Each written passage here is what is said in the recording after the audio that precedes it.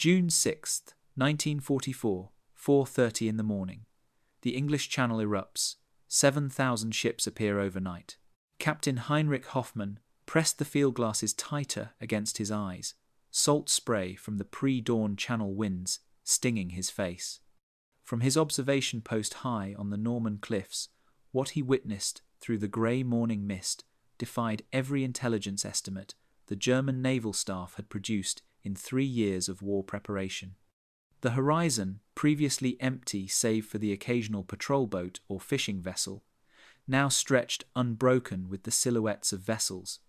Not dozens, not hundreds, but thousands upon thousands of ships extending beyond the limits of his vision. The radio crackled with urgent transmissions from coastal observation posts along 200 miles of French coastline. Every station reported the same impossible sight, a maritime armada of unprecedented scale materializing from the English darkness. Hoffmann's hands trembled slightly as he reached for his radio transmitter. How could he report what German naval intelligence had declared mathematically impossible? 3 months earlier, Admiral Karl Dönitz, commander of the German Navy, had presented his assessment of Allied shipping capabilities to the High Command. Based on captured intelligence documents and reconnaissance reports, German analysts had calculated that the Allies possessed at most 2,000 seaworthy vessels capable of cross-channel operations. Even accounting for American industrial production, Dönitz's staff estimated the absolute maximum Allied invasion force at 1,500 ships. These calculations, endorsed by the Reich Ministry of Armaments and the Abwehr Intelligence Service, formed the foundation of German defensive planning. The numbers had seemed reasonable to German naval professionals trained in traditional maritime doctrine. Britain's Royal Navy, while formidable, operated within known parameters. Their shipyards in Portsmouth, Glasgow, and Belfast could produce perhaps 60 vessels annually. American shipbuilding, according to intercepted intelligence reports, followed similar patterns. The German naval staff had studied captured British Admiralty documents suggesting construction timelines of 18 to 24 months per major vessel. But Admiral Dönitz and his intelligence analysts had fundamentally misunderstood what they were facing. The Allied shipping industry had undergone a revolution that German military thinking could not comprehend. While German shipyards continued building vessels using traditional methods, American industrialists had applied assembly line techniques to maritime construction. Henry Kaiser's shipyards on the West Coast were producing Liberty ships in 42 days, a timeline German engineers dismissed as Allied propaganda. The statistical reality would have staggered German planners had they grasped its implications. By June 1944, American shipyards had launched over 2,700 Liberty ships alone. British yards had contributed another 800 vessels of various classes. Canadian shipbuilders had produced 600 additional ships. The combined Allied merchant marine exceeded 6,000 vessels, with thousands more under construction. This industrial achievement represented something outside German military experience. Oberst Friedrich von Kriegen, Chief Intelligence Officer for Army Group B, had received the first coastal observation reports at his headquarters in La Roche-Guyon at 4:45 that morning. The initial transmission from Observation Post Normandy 7 reported numerous vessels approaching, estimated strength 50 to 70 ships. Within minutes, subsequent reports escalated dramatically. 100 vessels visible. Then, several hundred ships confirmed. By 5:15, the reports had become nearly hysterical. Horizon completely covered with ships. Impossible to count, thousands of vessels approaching. Von Kriegen's first instinct was to dismiss these reports as panic-induced exaggerations. His intelligence assessments, carefully compiled over months of analysis, indicated that any Allied invasion would involve perhaps 300 to 500 ships maximum. The idea that thousands of vessels could appear simultaneously violated every principle of naval logistics he understood. Ships required months of preparation, careful coordination, and extensive support infrastructure. The reality unfolding in the Channel represented something unprecedented in military history. Operation Neptune, the naval component of the D-Day landings, had assembled 7,000 vessels of all types. This armada included 5,900 landing ships and craft, 1,200 warships, ranging from battleships to destroyers, and 800 transport and cargo vessels. The assault flotilla alone contained more ships than the entire German navy had possessed at the war's outbreak. German coastal artillery batteries, positioned according to calculations assuming hundreds of targets, now faced thousands. Battery commanders radioed headquarters requesting target priorities, but the question itself revealed the hopelessness of their situation. How could gunners trained to engage individual ships respond to horizons filled with vessels? The mathematical impossibility of their defensive mission became immediately apparent. At Naval Group West headquarters in Paris, Admiral Theodore Cranke received the accumulating reports with growing incredulity. His staff had spent months planning responses to various invasion scenarios, but none had contemplated an enemy fleet of this magnitude. German naval doctrine presumed rough parity between opposing forces, or at worst a manageable numerical disadvantage. The reports flooding his communications center described something beyond traditional naval warfare. The psychological impact on German defenders was immediate and devastating. Soldiers who had spent months preparing for an invasion suddenly understood they faced not an enemy force, but an entire maritime civilization projecting itself across the Channel. The careful defensive calculations, the positioned artillery, the planned counterattacks, all became meaningless when confronted with industrial capabilities that German military tradition had never imagined possible. As dawn broke fully over the Norman coast, the true scale of the Allied achievement became undeniable. 7,000 ships stretched across the horizon, each one representing American and British industrial capacity that had transformed warfare itself. The smell of welding torches and diesel fuel hung thick in the morning air at Kaiser Shipyard No. 2 in Richmond, California. It was March 15th, 1943, and something impossible was happening on the assembly line. Where conventional shipbuilding wisdom dictated 18 months of careful construction, American workers were completing an entire Liberty ship in 42 days. The German naval attaché, who had observed American shipyards in 1939, had reported construction times similar to European standards. His intelligence estimates would prove catastrophically wrong. General Major Reinhard Gehlen, Chief of Intelligence for the Eastern Front, had received his first reports of American shipbuilding acceleration in late 1942. The numbers seemed so impossible that he initially classified them as Allied disinformation. According to German intelligence calculations, American shipyards possessed the capacity to produce perhaps 300 vessels annually. The reality would shatter these assumptions completely. Henry Kaiser's revolutionary assembly line methods had transformed maritime construction into an industrial process. Where German shipbuilders relied on traditional techniques passed down through generations of craftsmen, American yards operated like automobile factories. Prefabricated sections were welded together by workers who had learned their trade in weeks rather than years. The Robert E. Peary, launched on November 12, 1942, had been completed in 4 days, 15 hours, and 26 minutes from keel laying to launch. Admiral Wilhelm Canaris, head of the Abwehr Intelligence Service, had struggled to comprehend the scale of American production throughout 1943. His agents in neutral countries reported statistics that seemed to defy industrial logic. American shipyards were not merely building ships faster than expected, they were building them in quantities that German planning had never contemplated. By December 1943, American yards had launched over 1,700 Liberty ships alone.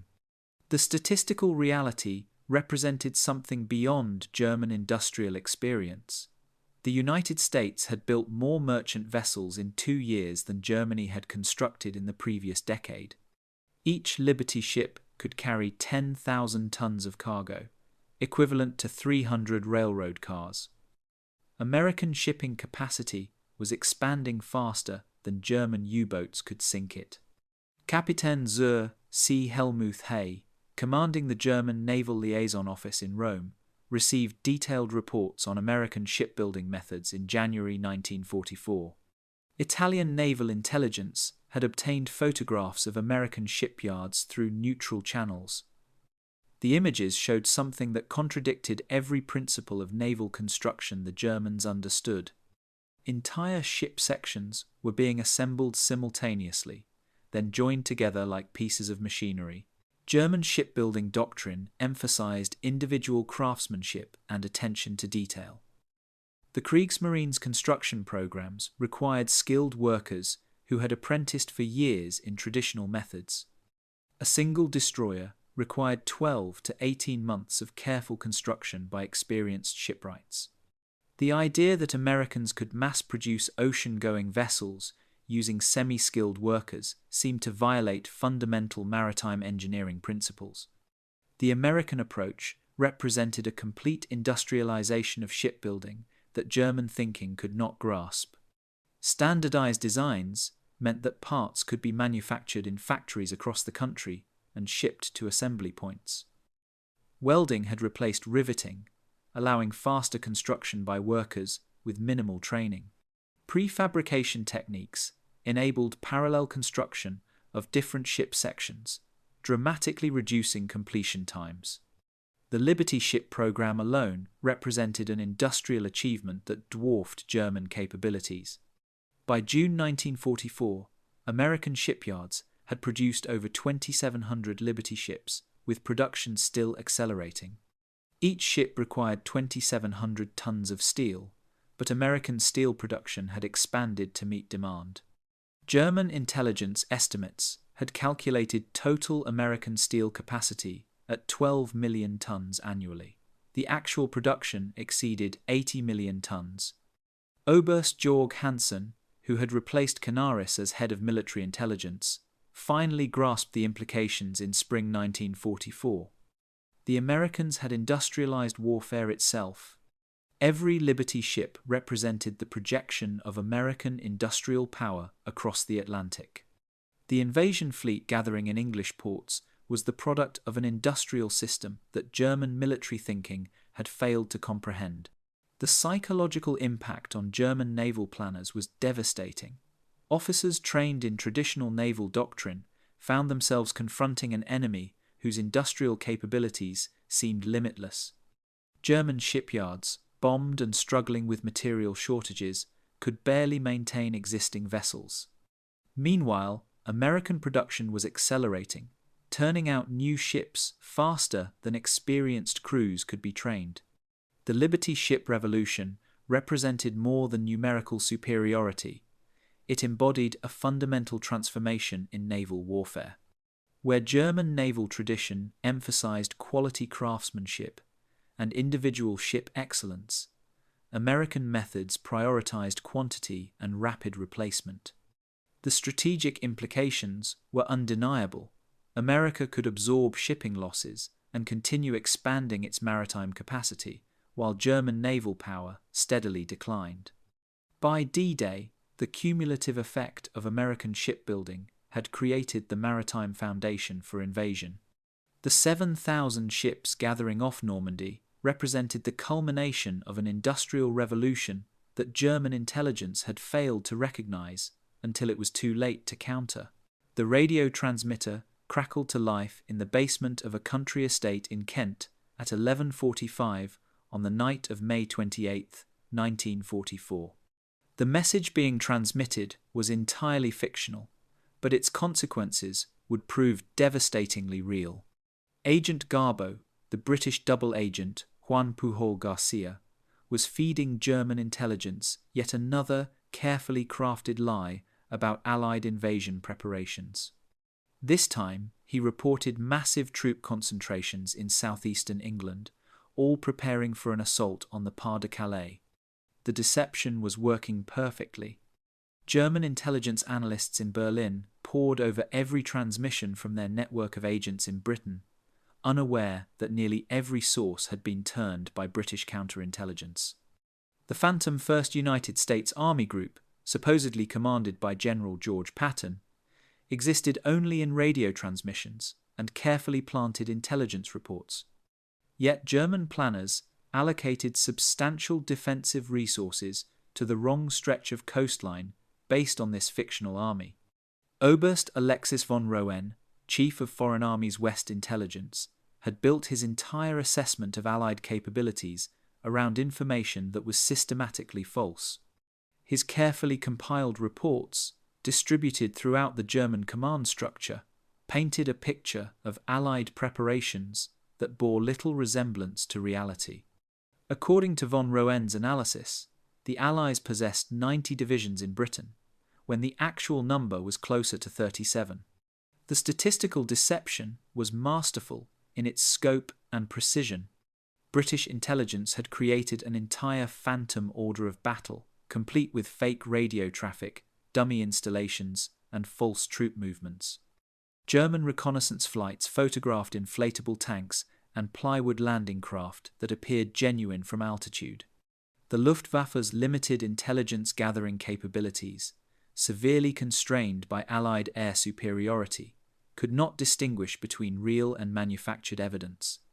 Colonel Friedrich Adolf Krummacher, intelligence officer for the Wehrmacht High Command, received von Roen's assessments with growing concern throughout spring 1944. The reports indicated that Allied invasion preparations were accelerating, but the location remained frustratingly unclear. Krummacher's analysis, based entirely on compromised intelligence sources, suggested multiple possible landing sites. The Pas-de-Calais seemed most likely, given its proximity to England. The deception extended beyond troop dispositions to naval preparations. German naval intelligence tracked shipping concentrations in British ports, but Operation Fortitude's planners had carefully orchestrated a pattern of movement designed to suggest multiple invasion possibilities. Real ships moved between ports to create false impressions of force concentrations. Dummy vessels, constructed of canvas and wood, filled harbours where German reconnaissance might observe them. Admiral Kranke's naval intelligence staff compiled reports throughout May 1944 that reflected this orchestrated confusion. Their assessments indicated substantial naval preparations in Portsmouth and Dover, the ports closest to the Pas-de-Calais. Meanwhile, the actual invasion fleet was assembling in Western English ports, largely undetected by German intelligence. The psychological impact of the deception campaign extended beyond simple misdirection. German intelligence officers, trained to analyze patterns and deduce enemy intentions, found themselves working with systematically corrupted information. Every analytical tool they possessed led to false conclusions because the underlying data was contaminated. Von Roen's careful methodology, applied to false intelligence, produced assessments that seemed logical but were fundamentally wrong. The timing of the deception proved as crucial as its content. German intelligence expected the invasion to coincide with favourable weather and tidal conditions, but Fortitude's planners had created false timelines that delayed German recognition of the actual assault. Reports suggested the invasion would occur later in the summer, when Allied preparations would be more complete. By early June 1944, German intelligence had constructed an entirely fictional picture of Allied intentions. They expected a larger invasion force than actually existed, attacking in a different location at a different time, supported by phantom naval concentrations. When 7,000 ships appeared off Normandy on June 6th, German commanders initially dismissed the operation as a diversionary attack. The deception campaign had achieved something unprecedented in military history: the systematic corruption of an entire intelligence apparatus. German analysts, working with compromised information, had convinced themselves that they understood Allied intentions while remaining completely blind to actual preparations.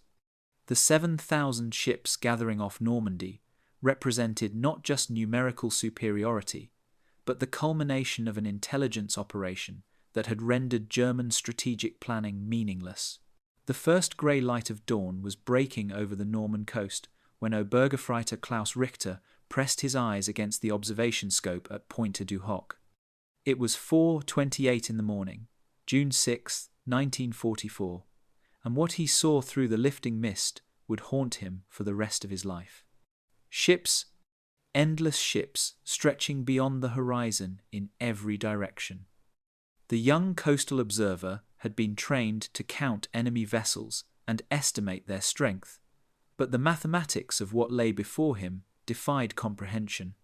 Richter's hands shook as he reached for the field telephone that connected his observation post to the battery command bunker 300 meters inland.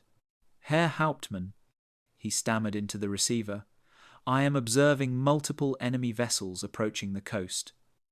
There was a pause as his company commander, Hauptmann Wilhelm Dressler, demanded specifics. How many ships? What types? What bearing? Richter stared through his scope again, trying to apply his training to an impossible situation.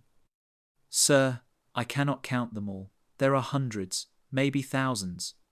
At Battery Maisie, 4 kilometers to the east, similar reports were flooding the German command network. Unteroffizier Hermann Braun had been awakening the gun crews for their routine dawn stand-to when the horizon erupted with shapes that violated every defensive calculation his officers had made. The battery's 4 150mm guns had been positioned to engage invasion fleets of perhaps 50 to 100 ships. But no tactical manual had prepared them for horizons completely filled with enemy vessels. The psychological shock was immediate and paralyzing. German coastal defenders had spent months preparing for an invasion they had been told would involve substantial Allied forces, but the scale of what was materializing offshore exceeded their most extreme estimates. Braun counted vessels until he reached 300, then stopped. The exercise had become meaningless. Individual ships blended into a maritime mass that stretched beyond visual limits. At the command post of the 716th Infantry Division in Bayeux, General Major Wilhelm Richter received the first flood of observation reports at 4:45 that morning. His staff officers attempted to compile the incoming data into coherent intelligence assessments. The reports defied synthesis. Every observation post along 60 kilometers of coastline reported the same impossible sight: enemy fleets of unprecedented magnitude. The radio traffic became increasingly frantic as German observers struggled to communicate what they were witnessing. Massive enemy fleet, approaching gold sector, uncountable vessels, visible from Omaha observation point, request immediate artillery support priority targets, impossible to designate too many. Ships. The standardized reporting procedures that had served German forces throughout the war collapsed under the weight of unprecedented reality. Major Friedrich von der Heydte, commanding the 6th Parachute Regiment, had positioned his forward observation teams along the cliffs overlooking what the Allies designated Utah Beach. His men were experienced soldiers who had fought in Crete and Russia. They had witnessed large-scale military operations and understood the logistics of amphibious assault. But the radio reports, filtering back to his command post, described something outside their military experience. Von der Heydte's intelligence officer, Oberleutnant Hans Wegner, attempted to maintain tactical composure as the reports accumulated. German doctrine required detailed enemy strength assessments to guide defensive responses. But how could standard military analysis cope with reports of thousands of ships extending beyond visual range? Wegner's carefully prepared situation maps became meaningless artifacts of outdated planning. The technical challenge of target engagement overwhelmed German artillery positions. Coastal batteries had been sighted and supplied, based on calculations, assuming hundreds of potential targets. Battery commanders now faced the impossible task of selecting priority targets from thousands of options. The carefully planned fields of fire, the pre-registered target coordinates, the ammunition allocation schemes, all became tactically irrelevant when confronted with enemy forces of this magnitude. At Naval Group West headquarters in Paris, the overnight duty officer, Korvettenkapitän Ernst Hoffmann, received the initial reports with professional skepticism. His experience in naval intelligence had taught him that frontline observers often exaggerated enemy strength under stress. But as additional reports arrived from dozens of observation posts, all describing massive enemy fleets, Hoffmann's skepticism transformed into growing alarm. Admiral Kranke, awakened at his Paris residence at 5:15 that morning, initially dismissed the reports as panic-induced exaggerations. His intelligence assessments had predicted a substantial Allied invasion fleet, but within calculable parameters. The idea that thousands of enemy vessels could appear simultaneously seemed operationally impossible. The moment of recognition came gradually, then suddenly. As radio reports continued flooding German command centers from observation posts along 200 kilometers of French coastline, the impossible became undeniable. This was not an exaggerated estimate of a large invasion fleet. This was something unprecedented in naval warfare, the projection of an entire maritime civilization across the English Channel. 7,000 Allied ships had materialized from the English darkness, representing industrial and logistical capabilities that German military planning had never imagined possible. The careful defensive preparations, the allocated resources, the planned responses, all became meaningless when confronted with Allied naval power that exceeded German calculations by factors they had never contemplated. Field Marshal Erwin Rommel stood at the window of his headquarters in La Roche-Guyon, staring at the telephone that had shattered his morning with impossible news. It was 6:30 in the morning, June 6, 1944, and the Desert Fox was experiencing something he had never felt before in 25 years of military service: complete strategic helplessness. The reports flooding in from his coastal commanders described an enemy armada that rendered his entire defensive concept meaningless. Rommel had spent 8 months perfecting the Atlantic Wall, transforming the Norman coastline into what he believed was an impregnable fortress. His inspection reports from May 1944 documented over 4 million mines laid along the beaches, 6,000 concrete bunkers and gun emplacements, and 50,000 obstacles positioned to destroy landing craft. Every calculation had been based on German intelligence estimates suggesting an Allied invasion force of perhaps 1,500 ships maximum. The mathematics of defense had seemed manageable. Rommel's coastal artillery could engage multiple targets simultaneously. His positioned infantry could concentrate fire on predictable landing zones. The carefully sited machine gun nests covered every approach with interlocking fields of fire, but these defensive preparations had been designed to repel hundreds of ships, not thousands. Major General Edgar Feuchtinger, commanding the 21st Panzer Division, telephoned Rommel's headquarters at 7:15 that morning with a request that revealed the hopelessness of their situation. "Herr Feldmarschall, my reconnaissance units report enemy ships extending beyond visual range. Request priority targets for artillery engagement." Rommel stared at the map spread across his operations table, marked with defensive positions that suddenly seemed pathetically inadequate. The strategic implications hit Rommel with devastating clarity. His defensive doctrine had emphasized concentrated firepower against limited invasion beaches. The plan required channeling Allied forces into killing zones where German artillery and machine guns could inflict maximum casualties. But an invasion fleet of 7,000 ships could land simultaneously across dozens of beaches, dispersing German defensive fire beyond effectiveness. Oberst Hans von Luck, commanding the 125th Panzer Grenadier Regiment, radioed from his forward positions overlooking Sword Beach at 7:45 that morning. His voice carried the strain of a professional soldier confronting an impossible tactical situation. Enemy vessels approaching in formations too numerous to count. Request immediate panzer support. Von Luck had fought in Poland, France, and Russia, but what he was witnessing exceeded anything in his experience. Rommel's chief of staff, Oberst Hans-Georg von Tempelhof, attempted to compile the incoming reports into a coherent tactical assessment.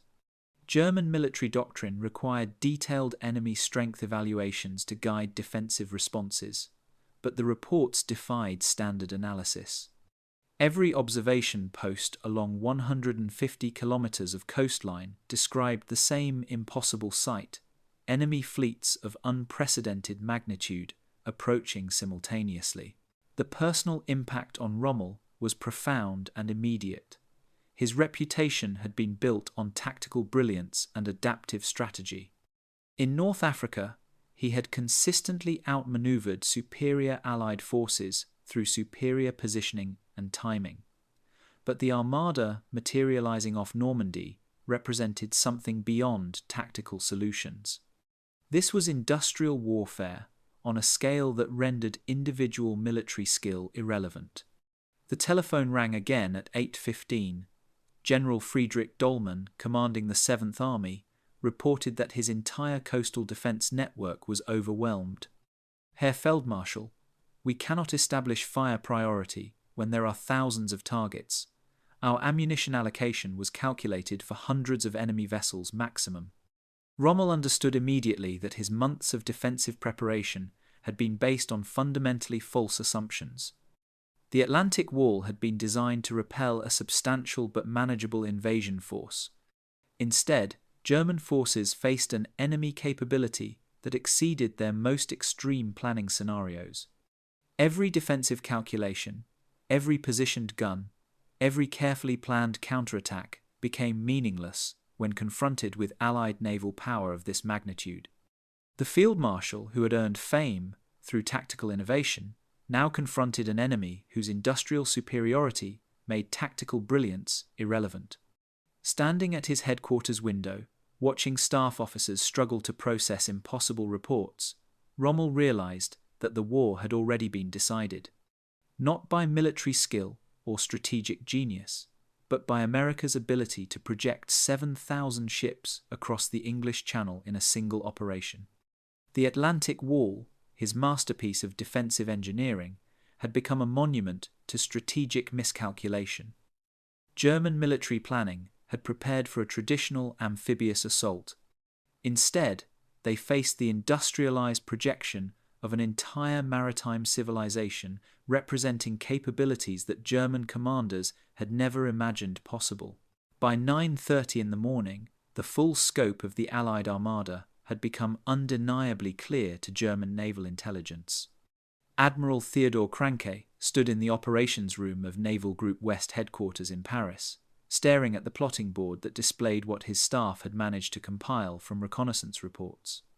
The numbers defied every principle of naval warfare he had studied in 30 years of service.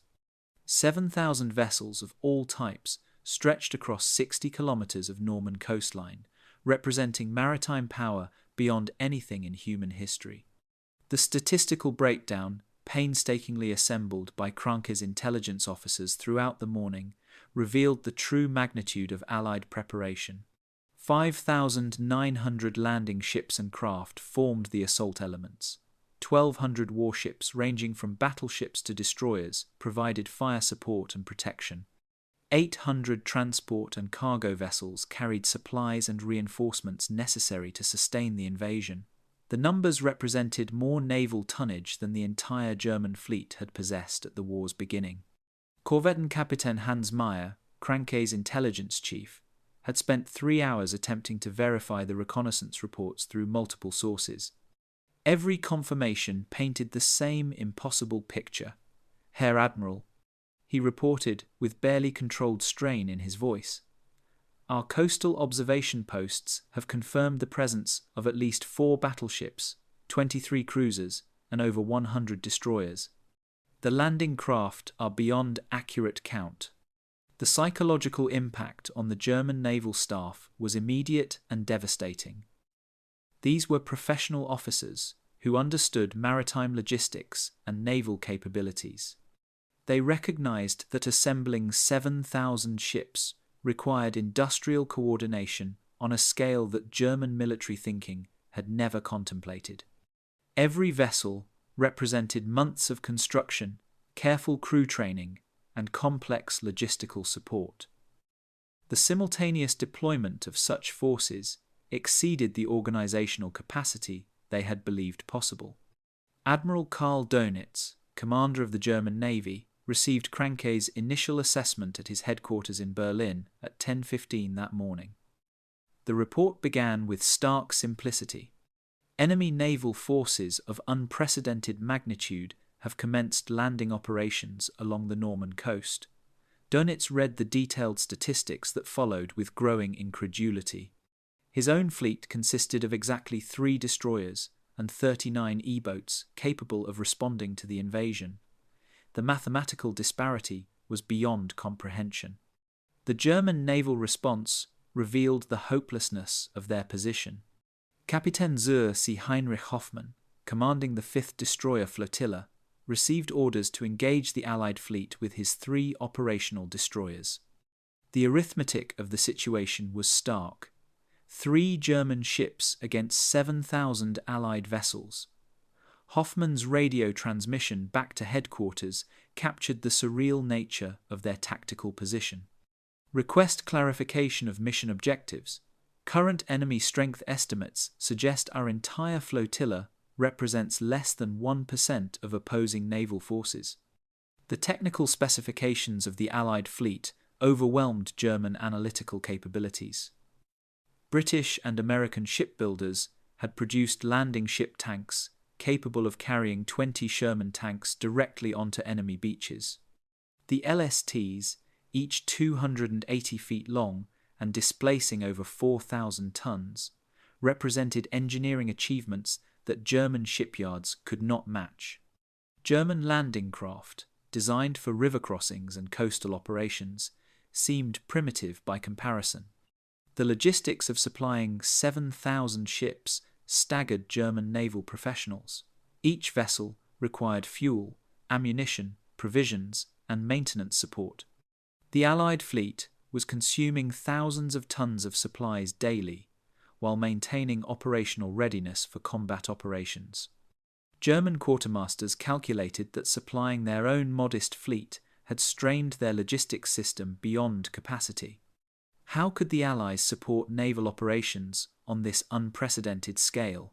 Major Rudolf Boehmler, commanding the Coastal Artillery Battery at Longues-sur-Mer, radioed Naval Group West at 11:45 that morning with a request that epitomized German tactical confusion.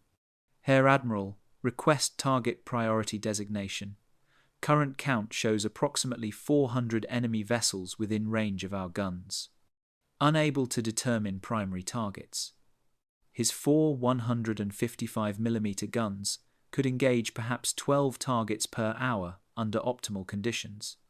The mathematics of engagement were hopeless. The Allied fleet's composition revealed strategic planning that had anticipated German defensive responses. Fast attack craft provided close support for the landing operations. Minesweepers cleared approach channels under enemy fire. Hospital ships stood ready to evacuate casualties. The completeness of the naval organization demonstrated preparation that had considered every aspect of amphibious warfare, from initial assault to sustained operations. German naval doctrine had presumed rough parity between opposing fleets, or at worst a manageable numerical disadvantage. The standard tactical manual allocated specific engagement procedures for fleets of comparable size. But no German planning document had contemplated facing enemy naval forces with a 10-to-1 superiority in major surface vessels and unlimited advantages in supporting craft. The recognition dawned gradually throughout the German naval command that they were witnessing something unprecedented in military history. This was not a large invasion fleet operating at the limits of Allied capability. This was a demonstration of industrial power that could project 7,000 ships simultaneously while maintaining reserve forces for future operations. The Allied achievement represented the complete industrialization of naval warfare, transforming maritime operations into the systematic projection of an entire civilization's productive capacity. The telephone at the Berghof rang at 11:15 in the morning, its shrill tone cutting through the alpine silence that surrounded Adolf Hitler's mountain retreat. Oberst Nikolaus von Below, the Führer's Luftwaffe adjutant, answered with the crisp efficiency expected in Hitler's presence. The voice on the other end belonged to General Alfred Jodl, calling from the High Command headquarters in Berlin. The message he delivered would shatter the morning calm and send Hitler into one of his most violent rages of the war. Mein Führer, von Below reported, with carefully controlled tension. General Jodl reports that enemy forces have landed on the Norman coast. Initial estimates suggest a substantial invasion fleet. Hitler, who had been studying architectural plans for his planned reconstruction of Linz, looked up with mild interest rather than alarm. The Atlantic Wall had been designed to repel any invasion attempt. But, as additional reports filtered in throughout the morning, Hitler's confidence began to crack. At 11:45, General Wilhelm Keitel telephoned with updated intelligence that defied comprehension. Mein Führer, our coastal observers report enemy naval forces numbering in the thousands. The figures seem impossible, but multiple sources confirm similar numbers. Hitler's face flushed red as he processed this information. Thousands of ships? The intelligence estimates had suggested Allied capabilities of perhaps 1,500 vessels maximum. The Führer's first instinct was to blame his intelligence services for gross incompetence. How could the Abwehr and military intelligence have been so catastrophically wrong about Allied naval capabilities? Admiral Canaris had been replaced precisely because his estimates seemed unreliable, but the new intelligence apparatus had failed even more spectacularly. Hitler's voice rose to the screaming pitch that his staff had learned to dread. 7,000 ships? Impossible! Our intelligence indicated they possessed perhaps 2,000 vessels total. Major General Walter Warlimont, Deputy Chief of Operations, arrived at the Berghof at 12:30 that afternoon with detailed reports compiled from multiple sources. The statistics he presented painted a picture that violated every assumption underlying German strategic planning. Allied naval forces off Normandy included 4 battleships, 23 cruisers, over 100 destroyers, and thousands of landing craft. The numbers represented naval power that exceeded German capabilities by factors Hitler had never contemplated. The psychological impact on Hitler was immediate and devastating. His entire strategic concept had been built around the premise that Germany could defeat Allied invasion attempts through superior defensive preparation and tactical skill. The Führer had repeatedly declared that Atlantic Wall fortifications would prove impregnable against any assault the Allies could mount. But 7,000 ships represented something beyond defensive calculations. Hitler's rage turned toward his military advisors, whom he accused of systematic deception about Allied capabilities. You told me they lacked the shipping to mount major operations. You assured me our U-boats were sinking their vessels faster than they could build replacements. The accusations flew with increasing venom as Hitler realized that every premise of his defensive strategy had been based on false intelligence. General Jodl, arriving from Berlin at 2:15 that afternoon, attempted to provide strategic context for the invasion reports. But Hitler was beyond rational analysis. The man who had built his reputation on intuitive strategic genius now confronted evidence of Allied industrial capabilities that made intuition irrelevant. How could strategic brilliance compete with the ability to project 7,000 ships simultaneously across the English Channel? The reports continued throughout the afternoon, each one confirming the hopelessness of German naval response. Admiral Dönitz's assessment was stark in its honesty. German naval forces could deploy exactly 3 destroyers and 39 E-boats against the Allied armada. The mathematical impossibility of meaningful resistance was undeniable even to Hitler's detached strategic thinking. By evening, the Führer had cycled through rage, denial, and desperate attempts to find alternative explanations for the impossible reports. Perhaps this was a diversionary attack, with the real invasion still to come at the Pas-de-Calais. But, as confirmations continued arriving from multiple independent sources, even Hitler's capacity for self-deception reached its limits. The man who had promised to defend Fortress Europe found himself confronting the industrial reality of modern warfare. 7,000 Allied ships represented not just numerical superiority, but the projection of an entire civilization's productive capacity. Against such capabilities, traditional military virtues seemed pathetically inadequate. The supply ships kept coming. Throughout the afternoon of June 6th and into the following days, German coastal observers watched in stunned silence as an endless procession of Allied vessels approached the Norman beaches. What they were witnessing went beyond the initial invasion fleet. This was the systematic establishment of a maritime supply line that dwarfed anything in military history. By June 7th, over 1,500 additional vessels had joined the original 7,000 ship armada. Oberst Heinrich Borgmann, Hitler's army adjutant, received the first logistics reports at his headquarters in East Prussia at 4:30 that afternoon. The statistics, compiled by German intelligence, painted a picture that rendered traditional supply calculations meaningless. Allied forces were unloading 30,000 tons of supplies daily across the invasion beaches. The numbers represented logistical capacity that exceeded the entire German army's daily consumption for the entire Western Front. The mathematical impossibility of the Allied achievement staggered German quartermasters who understood military logistics. Major Wilhelm Oxenius, chief supply officer for Army Group B, had calculated that supporting the German garrison in Normandy required approximately 800 tons of ammunition and supplies daily. The Allies were landing nearly 40 times that amount, while simultaneously building permanent port facilities to increase capacity further. At the port of Cherbourg, Konteradmiral Walter Henniker witnessed the construction of something that violated every principle of naval engineering he understood. Allied forces were assembling artificial harbours, massive concrete structures that could accommodate large cargo ships in open water. The Mulberry harbours represented engineering achievements that German technical capabilities could not duplicate. The speed of Allied construction defied German engineering experience. Within 72 hours of the initial landings, Allied engineers had established fuel pipelines running directly from ships to shore supply depots.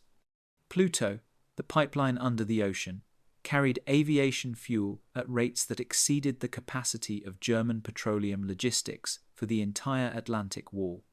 General Friedrich Sixt von Armin, commanding the Fourth Army, radioed Army Group headquarters on June 9th with a request that epitomized German logistical helplessness.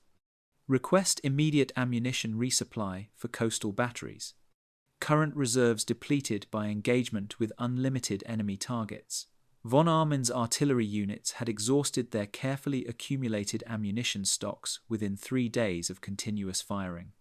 Meanwhile, Allied naval forces showed no signs of ammunition shortage despite maintaining constant bombardment. The disparity in logistical capability became more apparent with each passing day.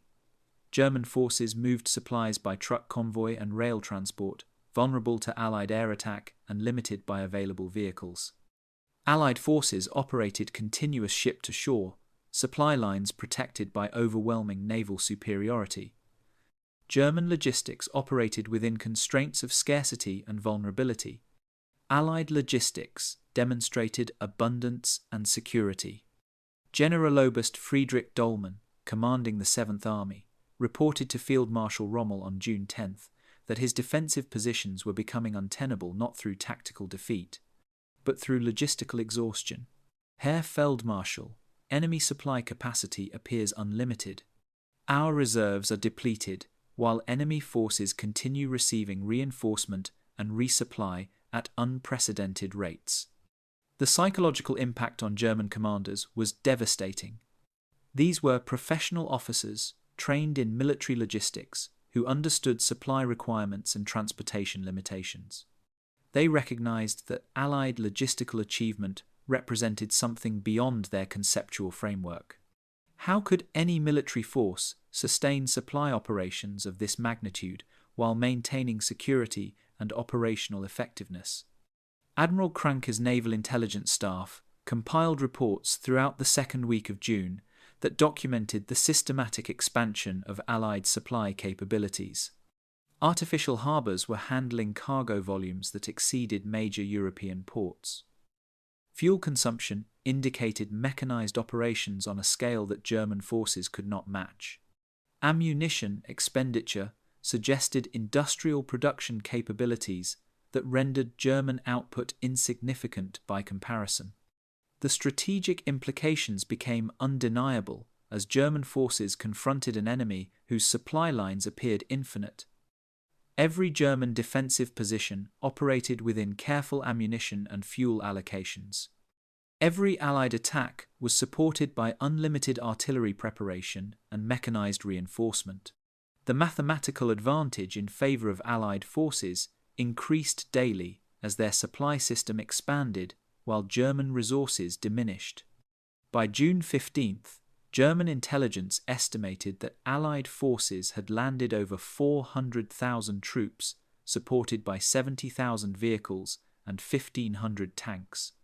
More significantly, the supply system supporting these forces was expanding faster than German capabilities to interdict it. Allied logistics had achieved something unprecedented in military history: the projection of industrial abundance across 60 miles of ocean under combat conditions. The recognition dawned throughout the German command structure that they were confronting not just superior enemy forces, but an entirely different conception of warfare.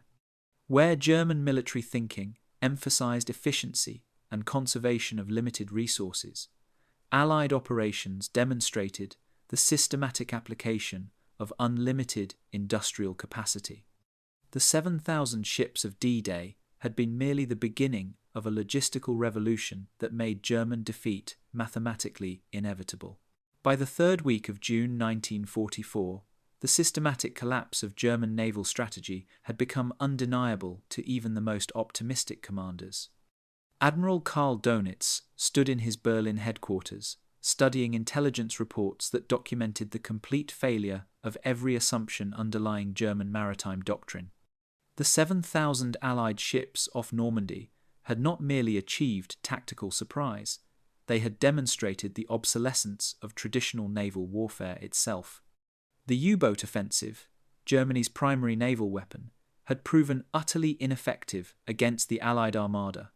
Kapitän zur See Adalbert Schnee, commanding U-boat operations in the Channel, reported to Dönitz on June 20th, with statistics that revealed the hopelessness of submarine warfare against such massive enemy forces.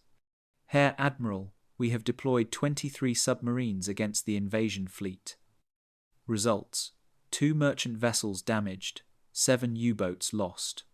Enemy escorts outnumber our entire submarine force by ratios that make effective attack impossible. The mathematical reality was stark and unforgiving. German naval doctrine had presumed that U-boat wolfpack tactics could inflict significant damage on enemy shipping through coordinated attacks on vulnerable convoys. But the Allied invasion fleet operated with escort ratios that rendered submarine attacks suicidal. Every cargo ship was protected by multiple destroyers and corvettes. Air cover provided continuous anti-submarine patrols. The concentration of Allied naval power had created defensive systems that German naval planning had never contemplated. Konteradmiral Erich Topp, one of Germany's most successful U-boat commanders, provided a tactical assessment that captured the fundamental shift in naval warfare. The enemy fleet is so vast that individual submarines cannot locate vulnerable targets. Every approach is detected by multiple escorts. Every attack draws responses from dozens of enemy vessels. Traditional submarine tactics become meaningless when the enemy deploys naval forces in such overwhelming concentration. The surface fleet had fared even worse. Admiral Krankay's 3 remaining destroyers had attempted sorties against the Allied fleet on June 8th and June 14th. Both operations had resulted in immediate withdrawal under overwhelming enemy fire. The German vessels, designed for fleet actions against comparable forces, found themselves engaging hundreds of enemy ships simultaneously. The concept of naval battle between opposing fleets had become obsolete when one side could deploy 7,000 vessels. Fregattenkapitän Heinrich Hoffmann, commanding the destroyer Z-32, radioed headquarters during the June 14th engagement with a report that epitomized German naval helplessness. Under fire from approximately 30 enemy destroyers and 4 cruisers, request permission to withdraw. Current tactical situation unsustainable. Hoffmann's destroyer represented 1/3 of Germany's operational surface fleet in the Channel. The mathematical impossibility of effective resistance was undeniable. The strategic implications extended beyond immediate tactical failures. German naval planning had been built around the concept of tonnage war, the systematic sinking of enemy merchant shipping to starve Britain of essential supplies. But Allied shipbuilding had rendered this strategy meaningless. American yards were producing vessels faster than German submarines could sink them, even in peacetime conditions. Under the protection of 7,000 ship invasion fleets, Allied merchant shipping had become essentially invulnerable. Admiral Dönitz's staff compiled monthly shipping statistics that documented the complete failure of German naval strategy.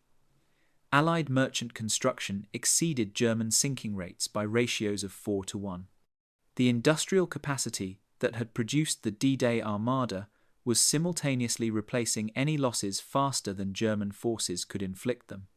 The fundamental premise of German naval warfare had been invalidated by Allied industrial superiority. The psychological impact on German naval officers was profound and demoralizing.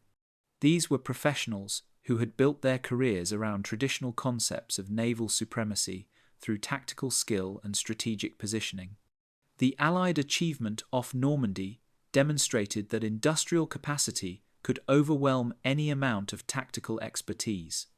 Individual naval skill became irrelevant when confronting enemies who could deploy ships in unprecedented numbers. Kapitän zur See Kurt Hoffmann, Chief of Staff to Admiral Krankay, provided an assessment that captured the strategic implications of German naval collapse. We are not fighting an enemy navy.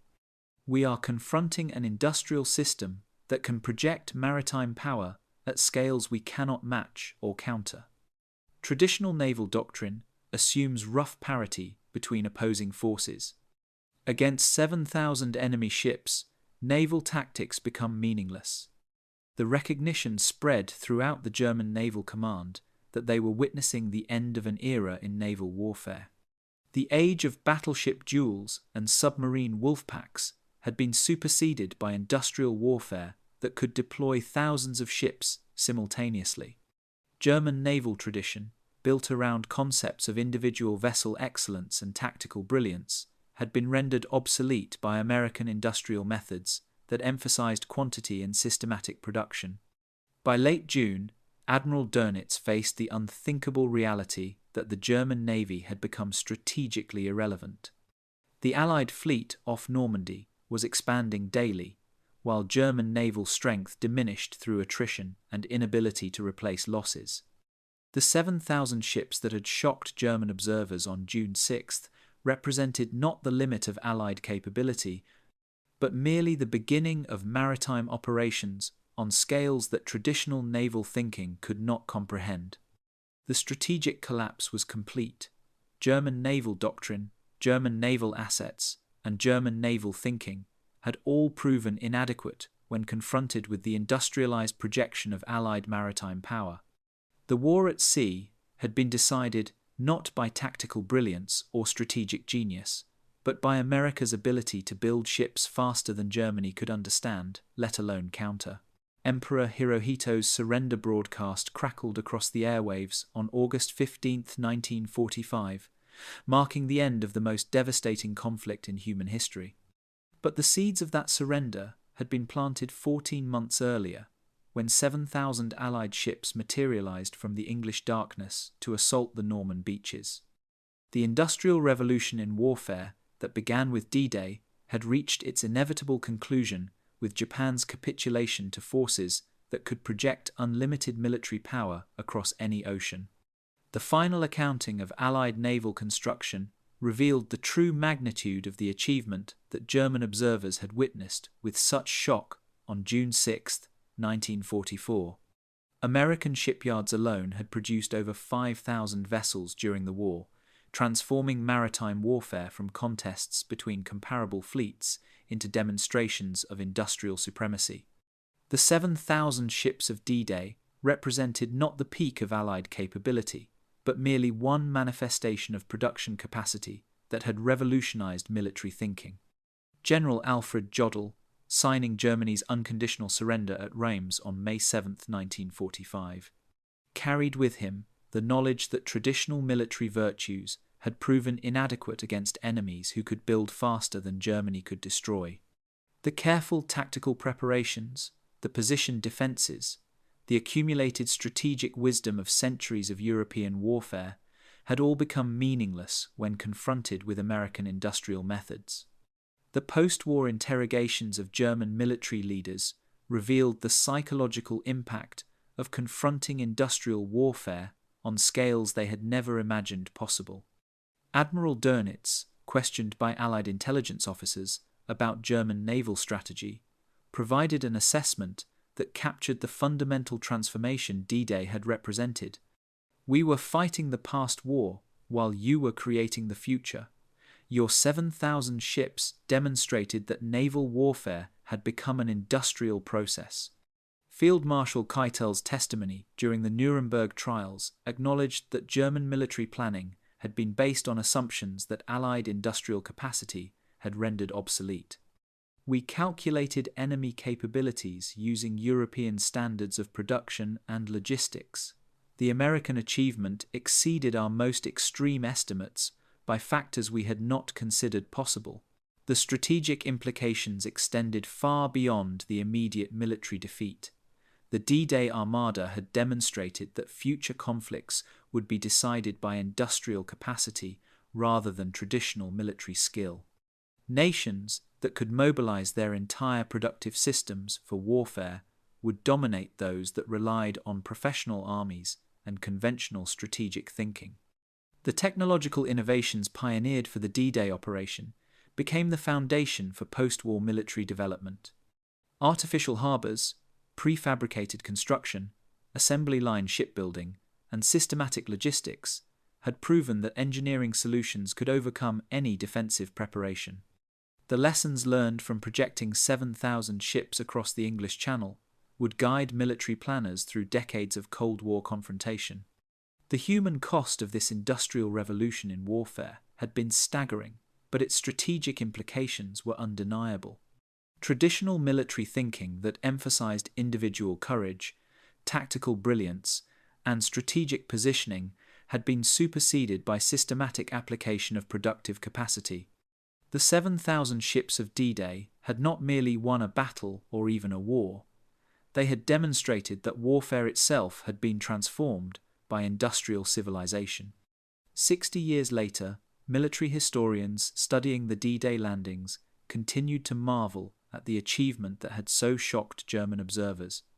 The ability to coordinate 7,000 vessels in a single operation represented organizational capabilities that had redefined the possible in military affairs. What German intelligence had declared mathematically impossible had become the foundation of modern amphibious warfare. The legacy of that impossible morning when 7,000 ships appeared off Normandy, extended beyond military history into the broader story of industrial civilization itself. The achievement had demonstrated that organized, productive capacity could overcome any obstacle and project power on scales that traditional thinking had never contemplated. The shock that German generals experienced on June 6, 1944, marked the moment when the industrial age announced its dominance over all previous forms of human organization and conflict.